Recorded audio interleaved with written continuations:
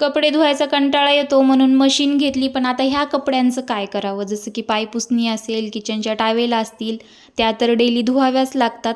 कारण का मी drum clean 15 दिवसाला किंवा मग कधी-कधी महिन्याला करते आणि तेवढ्या दिवस तर पायपुसणी किंवा मग इतर काही कपडे जे असतात ते नाही ठेवू शकत. ते तर डेली धुवावेच लागतात.